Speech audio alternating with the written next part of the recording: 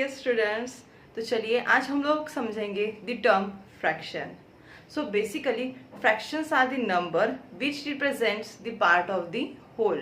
ये हो गई हमारी पहली बेसिक डेफिनेशन। और सेकंड डेफिनेशन फ्रैक्शंस की ये कहती है कि the number which are in the form of numerator and denominator where denominator must not be equal to 0 such number are called as fractional number.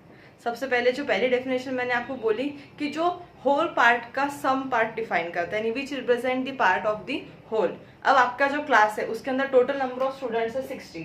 उन स्टूडेंट्स में 20 girls है, 40 boys है। अब मुझे बताना है कि आपके क्लास में गर्ल्स कितनी है नंबर के फॉर्म में। तो टोटल नंबर ऑफ स्टूडेंट्स कितने हैं आपके क्लास में 60, उसमें से गर्ल्स कितनी है 20। तो 60 क्या हो गए यहाँ पे होल पार्ट, उसमें की नंबर ऑफ गर्ल्स कितनी हो गई 20, which represents the part of the whole. उसे क्या कहेंगे हम फ्रैक्शनल नंबर। और सेकंड डेफिनेशन क्या थी हमारी कि the number which is in the form of numerator and denominator.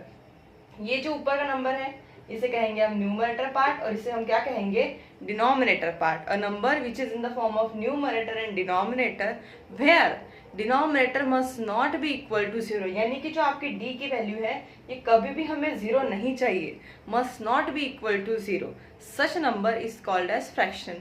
क्यों कहा है इन्होंने यहाँ पर कि डिनोमिनेटर कभी भी 0 नहीं रहना चाहिए, क्योंकि any number divided by 0 answer क्या आएगा आपका नॉट डिफाइंड, तो ये कोई नंबर में रहेगा ही नहीं।